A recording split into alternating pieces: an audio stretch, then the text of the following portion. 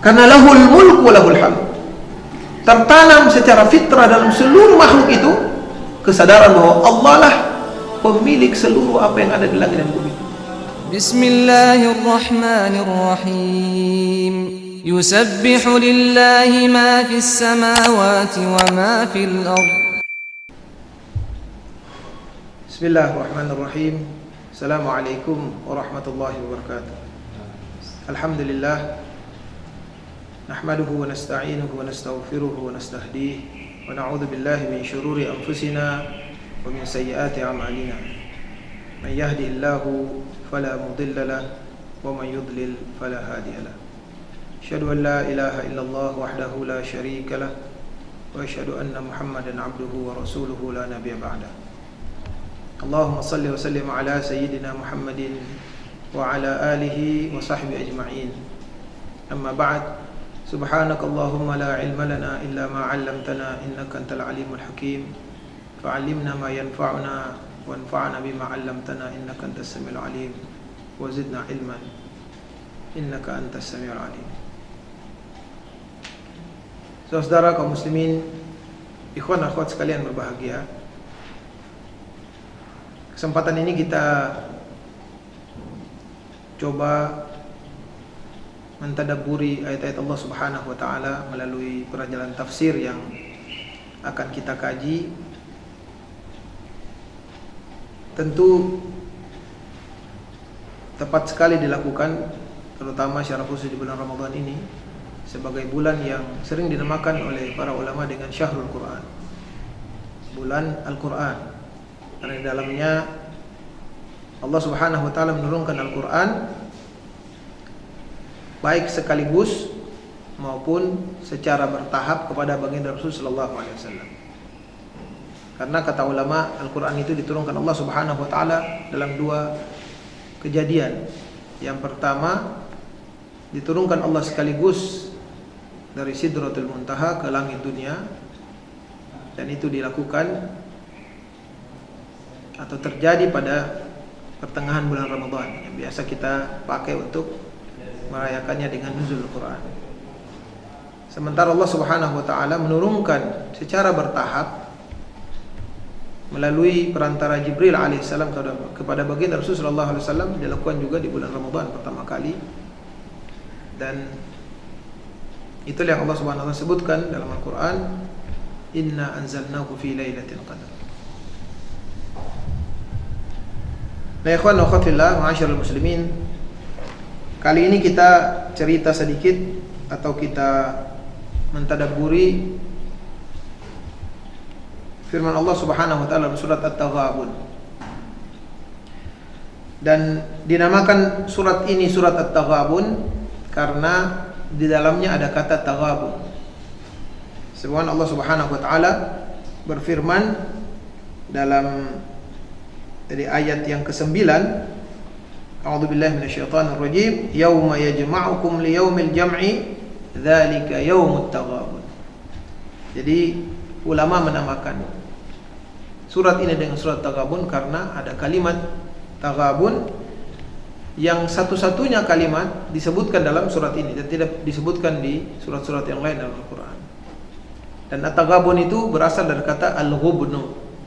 Al-ghubnu itu secara bahasa artinya orang yang mengeluarkan jumlah uang tapi dia mendapatkan hasil belanjaan yang tidak sesuai dengan jumlah uang yang dia keluarkan, atau kualitas barang tidak seperti atau tidak pas sesuai dengan jumlah uang yang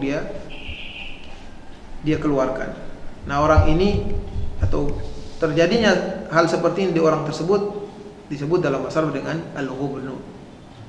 Tetapi dalam terjemahan Indonesia diartikan secara letterlek oleh penerjemah dengan hari al-ghubnu, artinya hari ditampakkannya kesalahan-kesalahan. Karena sebenarnya al-ghubun itu adalah ada kesalahan yang tidak kelihatan yang terjadi ketika seorang mengeluarkan uang yang karenanya dia mendapatkan barang yang tidak sesuai dengan uang yang dia keluarkan. Nah, itu pengertian al-ghubun. Nanti kita bicara atau kita jelaskan lebih detail bagaimana pendapat ulama terkait dengan kalimat al-ghubun itu. Dan kenapa hari kiamat dinamakan hari at-taghabun. Allah Subhanahu wa taala berfirman dalam surat ini, dan surat ini oleh ulama disepakati jumlahnya terdiri dari 18 ayat. Ulama berbeda pendapat tentang surat ini, apakah dia surat Makkiyah atau surat Madaniyah. Jumhur mufassirin atau jumhur mufassirun berpendapat bahwa surat ini, At-Taghabun ini surat Madaniyah. Tapi ada sebagian ulama mengatakan dia surat Makkiyah.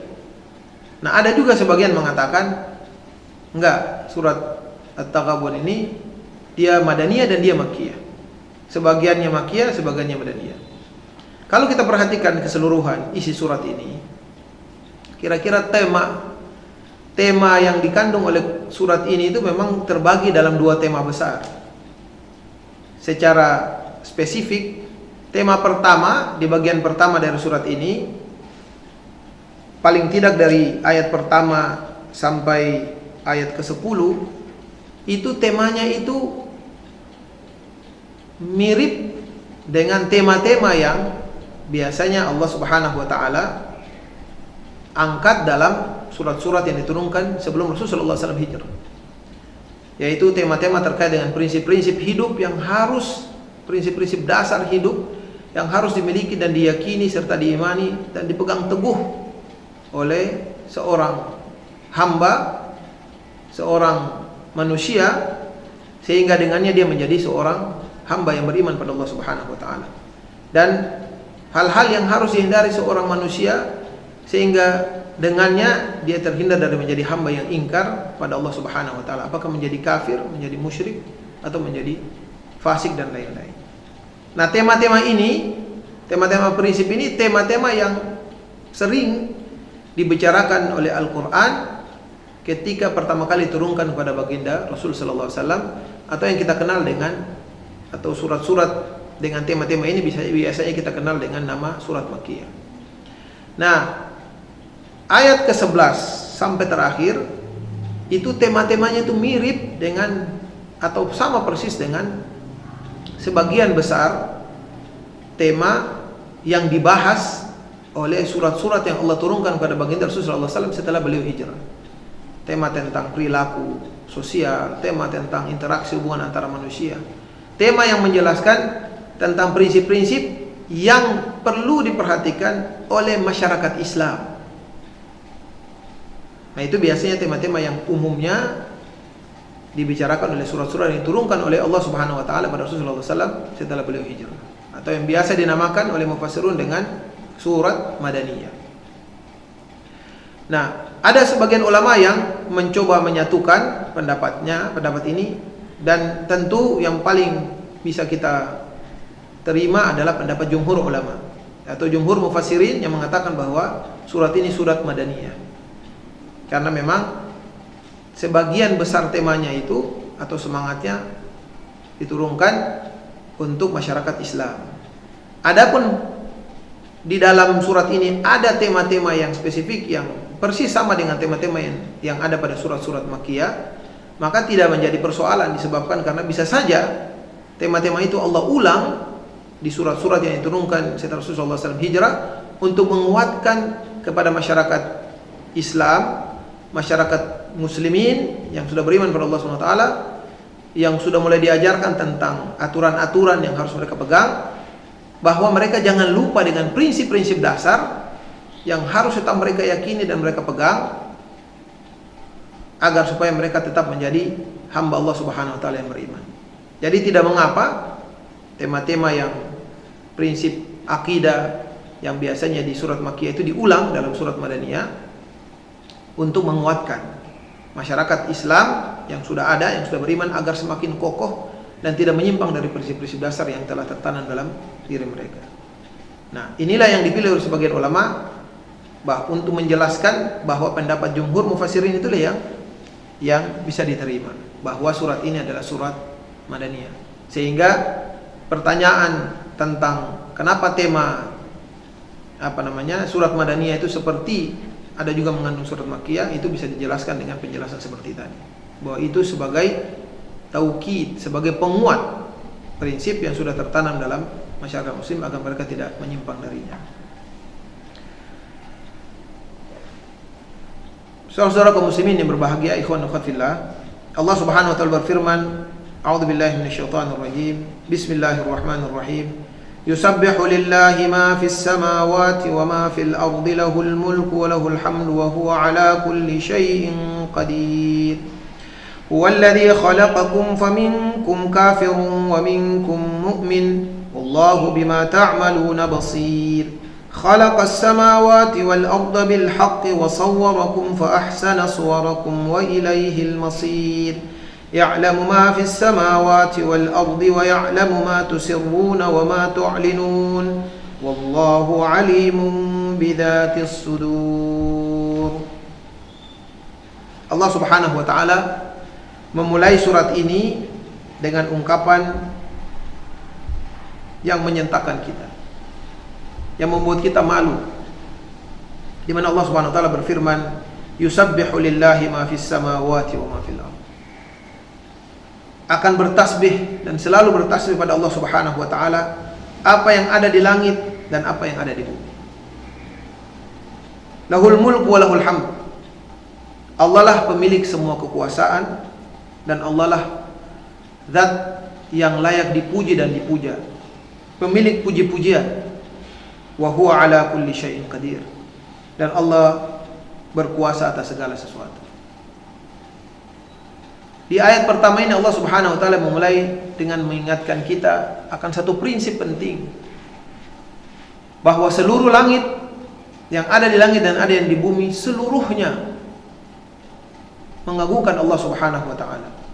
Yusabbihu, sabbaha itu berarti majjadahu wa nazzahahu an kulli su, mengagungkan Allah dan menyucikan Allah Subhanahu wa taala dari segala keburukan. Allah lah zat yang selalu diagungkan dan selalu disucikan, dan itu dilakukan oleh seluruh makhluk tanpa kecuali, di langit maupun di bumi. Apakah itu benda mati, apakah itu benda hidup. Dan ikhwafillah, Allah Subhanahu wa taala membuktikan banyak sekali bukti bahwa seluruh makhluk yang ada di bumi ini bertasbih pada Allah Subhanahu wa taala. Dalam ayat yang lain seperti surah Al-Isra, Allah Subhanahu wa taala mengatakan, "Wa in min syai'in illa yusabbihu bihamdihi walakin la tafqahuna tasbihahu." Setiap segala sesuatu pasti memuji Allah Subhanahu wa taala, mengagungkan Allah, menyucikannya, membesarkan Allah. Akan tetapi kalian manusia sering tidak bisa memahami bagaimana makhluk-makhluk itu bertasbih pada Allah Subhanahu wa taala. Mereka menyucikan dan mengagungkan Allah Subhanahu wa taala. Sebagian ulama mengatakan bahwa tasbih yang dilakukan oleh makhluk di langit dan bumi ini adalah tasbihud dilalah. Tasbih dilalah itu artinya penyucian yang mereka lakukan itu dalam bentuk keadaan mereka dan perilaku yang ada pada mereka. Seperti air yang mengalir. Mengalirnya itu menunjukkan tasbih pada Allah Subhanahu wa taala. Tetapi sebagian jumhur mufassirun mengatakan itu bukanlah tasbih yang dimaksudkan dalam ayat-ayat ini. Karena yang dimaksudkan dengan tasbih dalam ayat ini adalah tasbihul maqal. Mereka mengucapkan, menyatakan keagungan dan kesucian Allah Subhanahu wa taala. Bayangkan Allah Subhanahu wa taala menanamkan dalam diri kita dengan ayat ini kesadaran bahwa seluruh makhluk tanpa kecuali, baik yang mati maupun yang hidup, semuanya pada hakikatnya secara fitrah selalu mengagungkan dan menyucikan Allah Subhanahu wa taala. Dan kita ingat dalam hadis yang masyhur, hadis sahih, Rasulullah SAW bercerita tentang beliau selalu mendengar sebelum beliau diangkat menjadi nabi, ada batu yang bersalam kepadanya. Dan kata Rasulullah SAW, setelah beliau diangkat menjadi Rasul, Rasul tahu batu yang sering menyalami beliau itu batu yang mana. Dan kita kenal atau kita dengar cerita tentang potongan kurma yang biasa dijadikan bagi Rasulullah SAW, dan ini hadis masyhur. Bagaimana Rasulullah SAW selalu menggunakannya untuk berkhutbah. Lalu setelah dibangun masjid, lalu Rasulullah SAW meninggalkannya, tiba-tiba terdengar dari makhluk yang tidak bernyawa ini rintihan tangisan, sedih karena ditinggal oleh orang baik. Jadi pada prinsipnya, ikhwafillah, makhluk-makhluk Allah Subhanahu wa taala, walaupun benda mati sekalipun yang tidak kita kenal, dia bisa bercakap-cakap, dia bisa bertindak, bersikap, sesungguhnya secara tabi'i Allah tanamkan dalam dirinya fitrah untuk selalu menyucikan dan mengagungkan Allah Subhanahu wa taala. Kenapa? Karena lahul mulk wa lahul hamd. Tertanam secara fitrah dalam seluruh makhluk itu kesadaran bahwa Allah lah pemilik seluruh apa yang ada di langit dan bumi. Walillahi ma fis samawati wa ma fil ard, dalam ayat yang lain. Allah pemilik seluruh yang ada di langit dan di bumi. Karena dia pemilik, maka semua yang dimiliki merasa perlu untuk selalu mengagungkan dan menyucikan Allah Subhanahu wa taala. Tapi tidak cukup sebagai pemilik, walahul hamd. Bahkan Allah adalah pemilik semua pujian. Kalau ada pujian apapun yang kita anggap layak kita berikan, maka yang paling pertama yang harus kita puji adalah Allah Subhanahu wa taala. Karena Allah Subhanahu wa taala lahu mulkus samawati wal ard. Bahkan Allah Subhanahu wa taala bukan sekedar pemilik langit dan bumi. Bahkan malikul mulk, penguasa setiap orang, setiap yang mengaku memiliki. Semua yang kita merasa mengaku memiliki, pada hakikatnya kita juga dikuasai dan dimiliki oleh Allah Subhanahu wa taala, karena Allah lah malikul mulk. Dan lebih dari itu, wa huwa ala kulli syai'in qadir. Tertanam secara fitrah dari setiap makhluk itu kesadaran bahwa Allah Subhanahu wa taala berkuasa atas segala sesuatu. Allah bisa apa saja terhadap segala sesuatu. Allah bisa bikin apa saja. Dan seluruh keinginan dan takdir Allah, kemauan Allah, tidak ada satu makhluk pun yang bisa menghalanginya. Makanya setiap kita salat, biasanya kita selalu mengakhiri atau setelah salam, kita diajarkan oleh baginda Rasulullah SAW untuk wirid. Wiridnya itu sebenarnya wirid tauhid, wirid yang membiasakan kita untuk bertauhid pada Allah Subhanahu wa taala. Kita mengatakan Allahumma la mani'a lima a'taita wa la mu'tiya lima mana'ta. Allah, kita tiap hari disuruh begitu setiap habis salat. La mu'tiya lima mana'ta. Tidak ada yang bisa memberi selama itu dihalangi oleh Allah Subhanahu wa taala. Dan tidak ada yang bisa menghalangi selama hal itu diberikan oleh Allah Subhanahu wa taala. Semua keinginan Allah pasti terlaksana karena Allah ala kulli syai'in qadir. Wala radda lima qadaita, dan seterusnya. Itu adalah wirid tauhid. Wirid di mana kita membacanya setiap hari untuk memperbaiki tauhid kita pada Allah Subhanahu wa taala. Keyakinan kita, kesadaran kita akan keagungan Allah Subhanahu wa taala. Nah, lain dengan makhluk-makhluk Allah yang lain, satu saja makhluk Allah Subhanahu wa taala di bumi ini yang beda, yaitu manusia. Makanya di ayat berikut Allah Subhanahu wa taala mengatakan, "Huwallazi khalaqakum faminkum kafirun wa minkum mu'min. Wallahu bima ta'maluna basir." Dialah Allah yang menciptakan kalian. Dan Allah juga menciptakan makhluk-makhluk yang lain. Tapi makhluk-makhluk yang lain setelah diciptakan, terbangun, tertanam dalam dirinya kesadaran bahwa Allah yang pencipta, dan oleh karena itu Allah lah pemilik dan Allah lah yang menguasainya.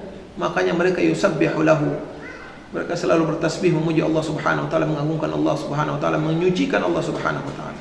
Tetapi manusia ada bedanya. Satu-satunya makhluk yang berbeda, seperti yang dikatakan oleh Imam Al-Qurtubi dalam tafsirnya, dari tabiat ini adalah manusia dan jin. Yang mereka diciptakan, mereka dimiliki, mereka ditundukkan, tapi ada di antara mereka yang tidak mau mengakui kebesaran Allah Subhanahu wa taala dan tidak mau tunduk kepadanya. Dan Allah Subhanahu wa taala menjelaskan dalam ayat yang kedua ini, Allah menciptakan kalian, tapi di antara kalian ada yang kafirun wa minkum mu'min. Tapi di antara kalian juga ada yang beriman. Wallahu bima ta'maluna basir, dan Allah melihat apa yang kalian kerjakan. Di ayat kedua ini, ikhwan khatillah, Allah seperti ingin mengatakan kepada kita bahwa lihatlah, kita manusia ini punya tabiat yang berbeda dengan makhluk-makhluk Allah yang lain. Hal ini dalam tafsir Ibnu Katsir, Allah Subhanahu wa taala menyebutkan memang dikarenakan manusia ini sengaja diciptakan Allah Subhanahu wa taala dengan kemampuan memilih. Diberikan semua potensi untuk dia bisa bersikap secara tepat.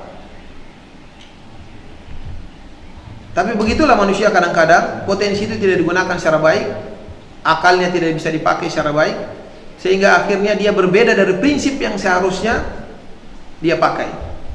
Karena prinsip seluruh makhluk itu tunduk pada Allah Subhanahu wa taala, bahkan memuji dan mengagungkan Allah Subhanahu wa taala. Dalam hadis riwayat Imam Muslim, Rasulullah SAW mengatakan, kullu mauludin yuladu 'alal fitrah.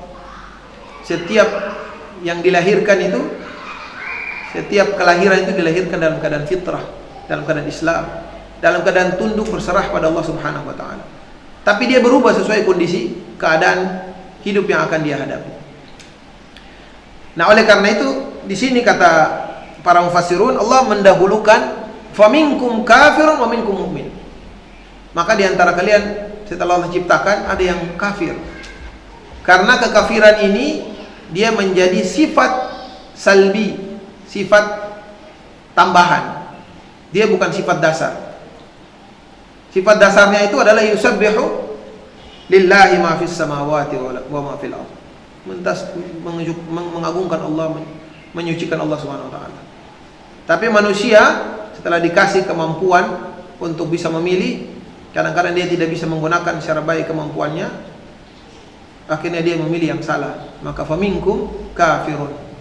Tapi di antara manusia ada yang bisa menggunakan akalnya, bisa berpikir, lalu bisa melihat tanda-tanda kekuasaan Allah Subhanahu wa taala, sehingga dia tetap dalam fitrah menjadi seorang mukmin.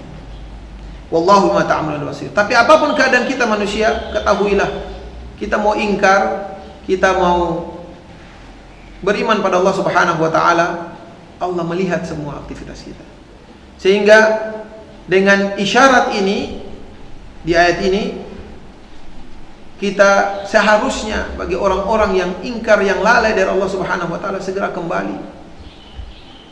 kembali ke fitrah dasarnya, karena Allah sedang melihat kita. Seperti orang-orang yang beriman, jangan melemah dan menjadi lalai. Tetap dalam keimanan, karena Allah Subhanahu wa taala melihat kita. Kadang orang ingkar itu karena merasa tidak ada yang memperhatikan. Orang bermaksiat itu kadang-kadang karena merasa tidak dilihat. Sebaliknya, orang menjadi tidak bersemangat atau tidak bertahan dalam keimanan, dalam kebaikan, karena merasa tidak ada yang memperhatikan, tidak ada yang melihat. Maka Allah Subhanahu wa taala menegaskan, wallahu bima ta'maluna basir. Allah lihat kalian. Jadi kalau kalian beriman dalam keadaan bagaimanapun, tetaplah dalam keimanan, bersemangatlah dalam keimanan itu, karena Allah lihat keimanan kita. Dan bagi kalian yang ingkar, yang kafir pada Allah Subhanahu wa taala, yang malas bermaksiat pada Allah Subhanahu wa taala, kembalilah kalian ke fitrah keimanan kalian. Karena ketahuilah Allah melihat setiap hari. Kalau kita dikasih CCTV dalam kehidupan kita, biasanya kita berusaha untuk menghindarkan diri dari berbuat kesalahan. Nah, kira-kira ayat ini isyarat bagi kita untuk sadar bahwa kita setiap hari di CCTV. Allah Subhanahu wa taala bahkan lebih dari itu. Di ayat berikutnya nanti Allah jelaskan. Lebih dari sekedar CCTV yang melihat zahir kita. Allah bahkan mengetahui semua detail situasi sanubari kita. Kemudian dalam ayat ketiga Allah Subhanahu wa taala melanjutkan, bahkan bukan itu saja, Allah tidak segera menciptakan kalian, wahai manusia, tapi khalaqas samawati wal arda bil haqq wa sawwarakum fa ahsana suwarakum wa ilaihil masir. Bahkan Allah menciptakan langit dan bumi dengan hikmah, dengan kebijaksanaan, dengan kebaikan. Wa sawwarakum, dan Allah membentuk kalian. Bukan sekedar Allah ciptakan begitu, Allah bentuk kalian. Dan Allah perbagus bentukan kalian. Wa ilaihil masir, dan kalian akan kembali pada Allah Subhanahu wa taala. Ayat ini khafillah menguatkan apa yang sebelumnya Allah jelaskan ke kita tentang bertasbihnya setiap makhluk pada Allah Subhanahu wa taala.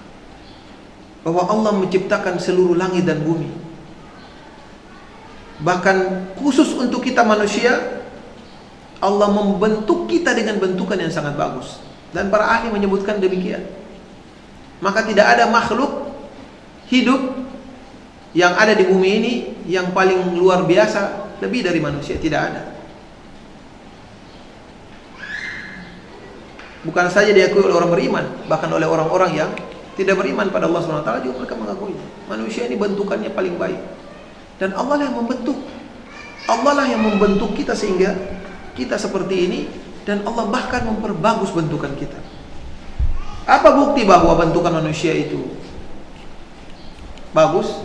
Hampir tidak ada manusia yang kalau disebutkan bentuknya seperti binatang yang dia tidak tersinggung, pasti tersinggung. Karena memang bentukan manusia lah bentukan paling baik. Kalau ada bentukan yang lain yang lebih baik, ya pasti ketika disebutkan bentuk manusia seperti itu pasti dia tidak tersinggung. Makanya seperti malaikat, kalau kita disebutkan bentuk kita seperti malaikat, kita senang, karena kita menganggap bentukan malaikat itu paling bagus. Sehingga Nabi Yusuf alaihissalam ketika keluar bertemu dengan perempuan-perempuan di zamannya, saking bagusnya bentuknya Nabi Yusuf, para perempuan mengatakan, ma hadza basyara in hadza illa malakun karim. Ini bukan manusia, ini sepertinya malaikat, karena bentukannya bagus. Tapi selainnya di bumi ini hampir tidak ada satupun makhluk yang lebih baik daripada bentukannya daripada bentukan manusia.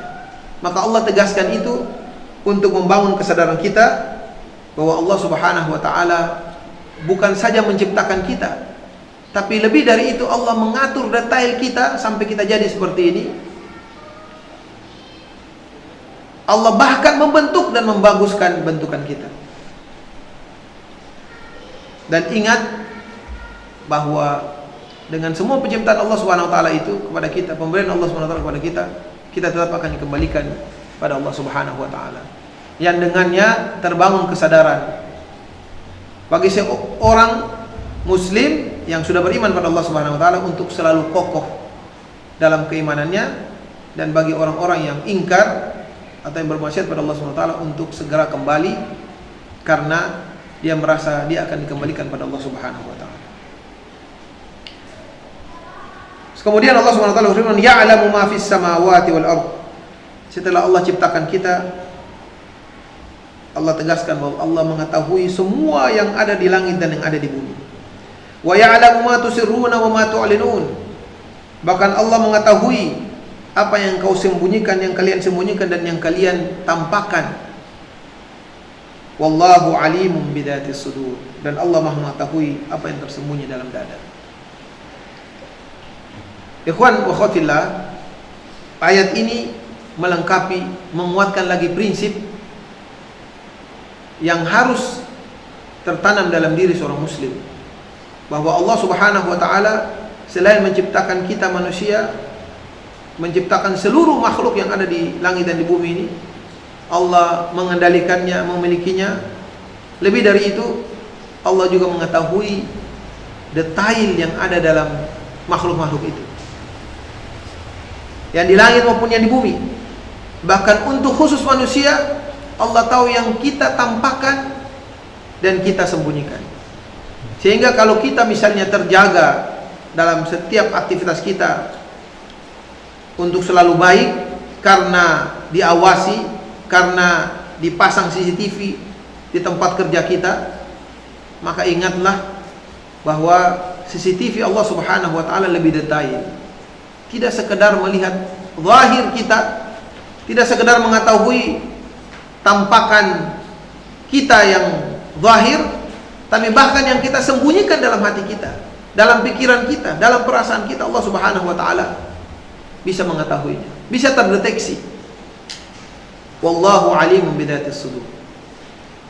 Nah, oleh karena itu, ma'asyiral muslimin, ikhwan rahimakumullah, 4 ayat ini menanamkan kepada kita 3 prinsip penting. Pertama, prinsip bahwa kita harus meyakini dan beriman bahwa Allah Subhanahu wa taala yang menciptakan seluruh makhluk yang ada di langit dan di bumi ini, termasuk kita. Keyakinan yang tidak boleh berkurang sedikit pun dalam sanubari kita, dalam hati kita. Yang kedua, bahwa seluruh makhluk yang diciptakan Allah Subhanahu wa taala karena kesadaran atau fitrah akan Allah Subhanahu wa taala sebagai pencipta, pemilik dan pengendali. Dan bahkan Allah Subhanahu wa taala zat pemilik puji-pujian, karena Allah zat yang Maha Agung, maka tidak ada alasan bagi kita kecuali untuk selalu memuji dan menyucikan Allah Subhanahu wa taala, mengagungkan dan menyucikan Allah Subhanahu wa taala. Dan itulah yang dilakukan oleh makhluk-makhluk Allah yang lain. Kalau dengan demikian, maka prinsip ketiga, kalau makhluk-makhluk Allah Subhanahu wa taala yang lain juga melakukan selalu memuji setelah ada pada diri mereka fitrah, keimanan, keyakinan bahwa Allah yang menciptakan, Allah yang memiliki, Allah yang mengendalikan kita. Dan kalau setelah itu mereka kemudian terus menjadi tabiat mereka memuji dan mengagungkan Allah Subhanahu wa taala, maka tidak pantas bagi kita manusia yang Allah berikan kemampuan berpikir, kemampuan memperhatikan, kemampuan merasakan, kemampuan menimbang-nimbang, setelah kita mengetahui Allah lah yang menciptakan kita, menciptakan seluruh alam raya ini, bahkan Allah lah yang membentuk kita, dan Allah lah yang membaguskan bentukan kita. Tentu tidak ada alasan bagi kita untuk tidak memuji Allah Subhanahu wa taala, untuk tidak mengagungkan Allah Subhanahu wa taala dalam setiap aktivitas dan kegiatan kita. Makanya di antara ciri orang-orang yang beriman, seperti yang disebutkan Allah Subhanahu wa taala dalam Al-Qur'an, alladzina yadhkurunallaha qiyaman wa qu'udan wa 'ala junubihim wa yatafakkaruna fi khalqis samawati wal ardh. Mereka terbiasa aktif mengingat Allah, memuji Allah, mengagungkan Allah Subhanahu wa taala dalam setiap keadaan mereka. Tidak pernah sedikit pun luput dari setiap aktivitas mereka kecuali pujian pada Allah Subhanahu wa taala. Kemudian Allah Subhanahu wa taala melanjutkan di ayat yang kelima, dan tema baru Allah buka setelah Allah jelaskan prinsip, 3 prinsip tadi di 5 ayat sebelumnya atau 4 ayat sebelumnya. Allah Subhanahu wa taala menjelaskan kepada kita tentang kenyataan yang ada dalam kehidupan kita. Allah berfirman, alam ya'tikum naba'ul ladzina kafaru min qablu fadzaqu wabala amrihim wa lahum 'adzabun alim. Apakah tidak datang kepada kalian cerita orang-orang yang telah ingkar, orang-orang yang kafir sebelumnya? Fadzaqu wabala amrihim, maka mereka pun merasakan akibat dari keingkaran mereka pada Allah Subhanahu wa taala, kekufuran mereka pada Allah Subhanahu wa taala, walahum adzabun alim, dan bagi mereka azab yang pedih. Allah menyuruh kita untuk mengingat-ingat kejadian yang sebelum ini terjadi pada umat-umat terdahulu yang mereka ingkar setelah mereka tahu, mereka diberikan berbagai tanda kebesaran kekuasaan Allah Subhanahu wa taala.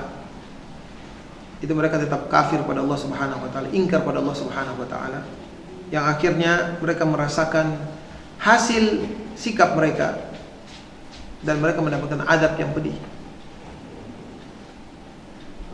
Kenapa demikian? Kata Allah Subhanahu wa taala, dzalika bi annahu kanat ta'tihim rusuluhum bil bayyinat. Hal itu disebabkan karena orang-orang itu datang kepada mereka, utusan Allah Subhanahu wa taala, dengan bukti. Apakah itu mukjizat ataukah kitab?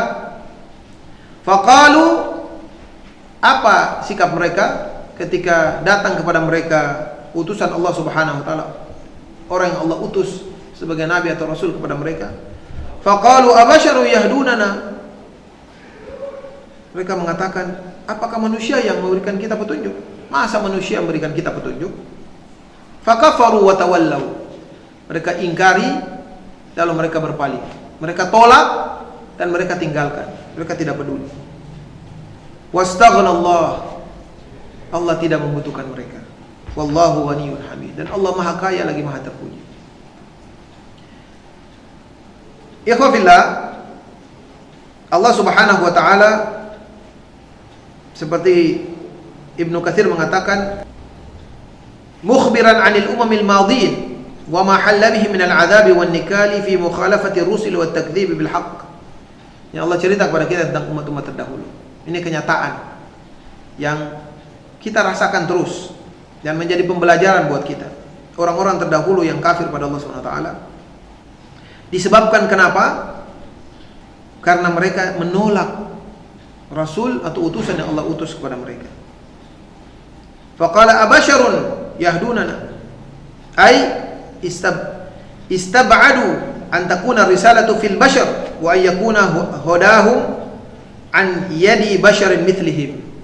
Jadi mereka menganggap tidak pantas mereka itu karena kesombongan untuk mendapatkan hidayah diutus kepada mereka utusan dari jenis manusia. Padahal ikhwafillah, alasan penolakan ini alasan yang terbantahkan.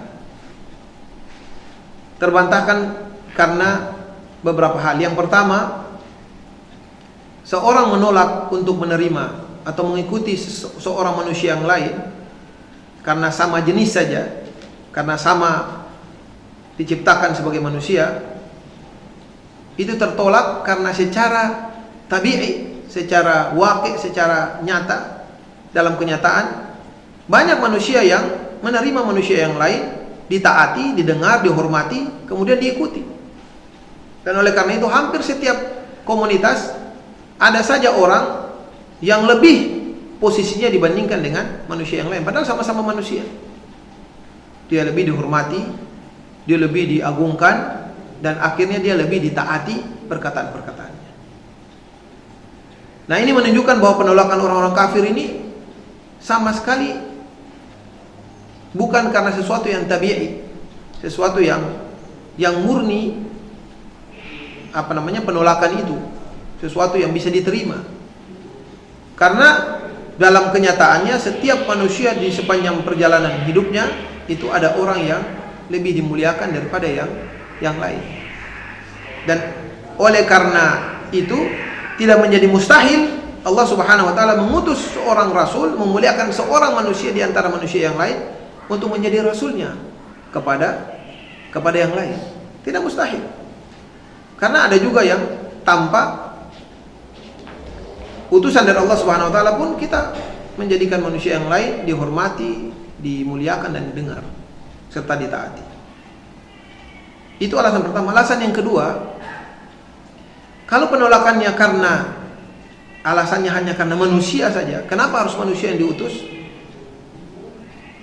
Maka tidak akan ada manfaat kalau Allah utus ke manusia rasul, utusan yang harus diikuti, yang harus dicontohi, itu bukan jenis manusia. Karena pasti akan ditolak dengan gampang ditolak oleh manusia yang lain.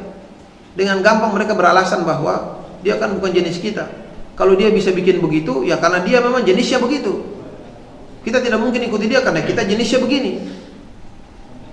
Sehingga logika yang dipakai oleh orang-orang kafir terdahulu dan mungkin sekarang ada menolak kenapa yang diutus manusia itu tertolak dengan minimal dengan dua alasan itu. Pertama, karena secara tabiat, secara alami terjadi manusia bisa tunduk kepada manusia yang lain, taat kepadanya, mengikutinya. Yang kedua, karena maksud dari kerasulan itu adalah untuk dicontohi bagaimana hukum-hukum Allah, aturan Allah ini dilaksanakan, sehingga tidak pantas kalau kemudian yang diutus itu adalah makhluk selain dari jenis. Makanya dalam banyak ayat Allah ulang-ulang. Seperti dalam surah Al-Kahfi Allah bilang, "Innama ana basyarum mithlukum yuha ilai." Sesungguhnya aku ini manusia seperti kalian. Supaya apa Rasulullah SAW disuruh mengatakan begitu? Supaya tidak ada alasan bagi orang-orang yang namanya manusia juga mengatakan bahwa kami tidak bisa ikuti apa yang kamu ajarkan karena kami bukan level. Tidak. Kita bisa ikuti. Karena kita sama-sama manusia. Yang diutus adalah manusia, dan karena dia melakukannya sebagai manusia, tentu kita sebagai manusia juga bisa melakukannya. Hanya memang harus kita akui ada di antara manusia tertentu yang tidak bisa melakukan apa yang dilakukan oleh manusia yang lain. Makanya secara khusus untuk melaksanakan perintah, Rasulullah SAW kasih batasan. Fattaqullaha mastata'tum. Ma amartukum bihi fa'tu bimastata'tum. Apa yang diperintah, lakukan sesuai kemampuan. Karena setiap manusia berbeda-beda kemampuannya. Seperti puasa, Rasulullah SAW biasa puasa wisal. Puasa yang 2-3 hari beliau tidak berbuka, disambung terus. Tapi beliau haramkan untuk umat ini. Puasa wisal haram, puasa yang tanpa berbuka. Bahkan Rasulullah SAW disuruh kita berbuka, karena berbuka itu ada berkahnya. Karena kita beda, masing-masing punya level yang berbeda. Tetapi untuk menghindari larangan tidak ada alasan. Wa ma nahaitukum anhu fantahu. Apa yang aku larang kalian juga harus. Karena kalian manusia, tidak ada alasan bagi kalian untuk sekedar menahan diri, tidak melaksanakan apa yang dilarang oleh Allah Subhanahu wa taala. Maka alasan yang seperti ini tidak layak dipakai, dan Allah Subhanahu wa taala mengatakan wastaghna Allah tidak membutuhkan, Allah tidak perlu, Allah tidak membutuhkan kita manusia. Wastaghna Allah. Di kalimat atau firman Allah Subhanahu wa taala wastaghna Allah ini, kata ulama ada dua makna. Makna yang pertama, Allah tidak butuh dengan kekuasaannya ini kita manusia. Kalau mereka mau kafir, mereka mau beriman, Allah tidak butuh. Allah dengan kekuasaannya terlalu besar untuk membutuhkan apa yang diberikan oleh manusia, atau terlalu agung untuk terganggu karena kelalaian, keingkaran, kekafiran seorang manusia atau sekian manusia. Makanya dalam hadis sahih Rasulullah SAW mengatakan, "Ya ibna Adam, law kana insakum wa jinnakum ala atqa qalbi rajulin minkum ma zada fi mulki syai'a." Kalau seandainya wahai manusia, kalau seandainya kalian semuanya, jin dan manusia semuanya dengan kadar ketakwaan seperti orang yang paling bertakwa di antara kalian, sama sekali ketakwaan kalian tidak menambah sedikit pun kekasih Allah Subhanahu wa taala. Sebaliknya, kalau seandainya kondisi kalian, kekafiran kalian, keingkaran kalian, kefajiran, kebusukan kalian, jin dan manusia seluruhnya seperti busuknya orang yang paling busuk, orang yang paling ingkar pada Allah Subhanahu wa taala, seluruhnya tanpa kecuali, tidak mengurangi sedikit pun kekuasaan Allah Subhanahu wa taala, tidak sedikit pun melecehkan kekuasaan Allah Subhanahu wa taala. Nah, ini makna wastaghna Allah. Allah tidak butuh. Allah terlalu kaya untuk itu. Tapi ada juga yang mengartikan wastaghna Allah, para mufassirun mengatakan wastaghna Allah itu artinya Allah cukup dengan menunjukkan bukti-bukti yang sebelumnya. Allah menciptakan kita, Allah membaguskan bentukan kita, Allah membentuk kita, membaguskan bentukan kita. Itu sudah cukup bagi Allah Subhanahu wa taala, bagi kalian untuk seharusnya kalian sadar bahwa kalian adalah hamba Allah dan kalian harus beriman pada Allah Subhanahu wa taala. Kalau itu tidak, ya Allah tidak butuh lagi yang lain. Allah tidak butuh lagi dalil yang perlu diberikan kepada kalian agar kalian mau beriman. Berarti man syaa'a falyu'min wa man syaa'a falyakfur. Berarti kalian telah memilih untuk tidak beriman pada Allah Subhanahu wa taala, dan kalian akan merasakan hasil dari pilihan itu. Wallahu ghaniyyun hamid, dan Allah Maha Kaya lagi Maha Terpuji. Jamaah sekalian yang Allah Subhanahu wa taala, itu beberapa ayat yang bisa kita bahas pada kesempatan ini. Mudah-mudahan Allah Subhanahu wa taala memberikan kita kesempatan untuk melanjutkan pembahasan surat ini pada kesempatan yang lain, dan mudah-mudahan Allah Subhanahu wa taala memberikan kita ilmu yang bermanfaat, dan mudah-mudahan Allah Subhanahu wa taala menambahkan selalu ilmu pada kita, terutama ilmu memahami Al-Qur'an, dan terutama secara khusus di bulan Ramadan. Kurang lebihnya mohon maaf. Wassalamualaikum warahmatullahi wabarakatuh.